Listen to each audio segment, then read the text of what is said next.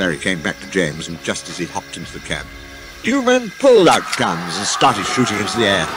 The station was filled with screams as they threatened to kill anyone who didn't cooperate.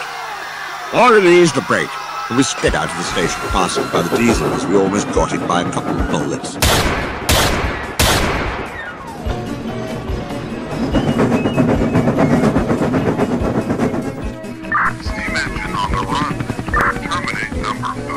A helicopter flew overhead with someone saying terminate number 5. All three of us were horrified. We charged down the line.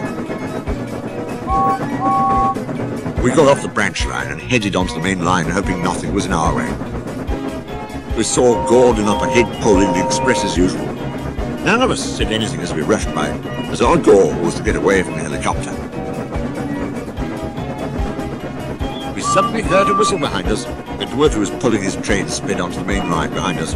Steve then looked back and his eyes widened at the sight of the helicopter. We soon heard the whooshing of a missile speeding straight towards us, as Barry shoveled in more coal for dear life.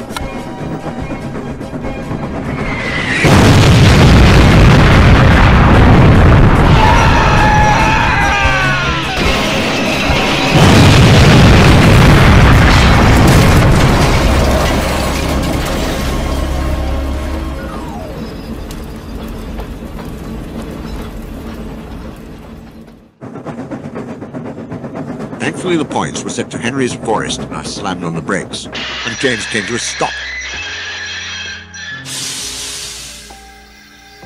I grabbed my face cloth and wiped my head.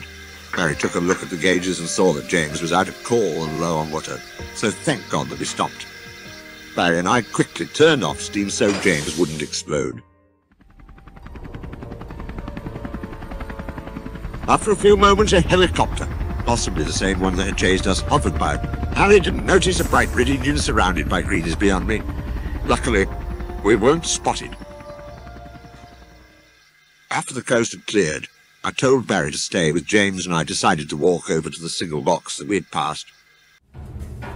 I carefully walked up the stairs of the single box and opened the door to see a very concerned man. It was the new signalman, Darrell. He said he was keeping a lookout for the armed men and was very happy to see me. I told him everything about what had happened at Kirk Ronan, and he frowned, telling me that he had heard the sodor warning sirens and had decided to stay put during the attack.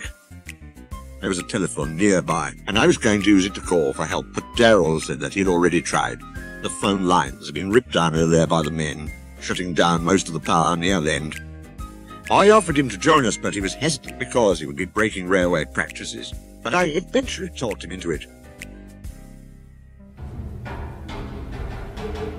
The two of us walked back to Barry and James. We have been sitting ducks here for a while, and we have to get moving.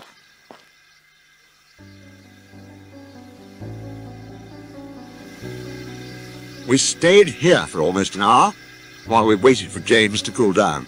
We can't stay here, but we can't do anything, as starting James would be risky.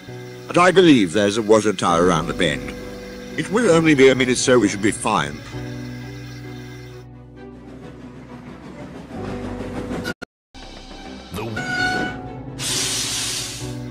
As we pulled up, James slowly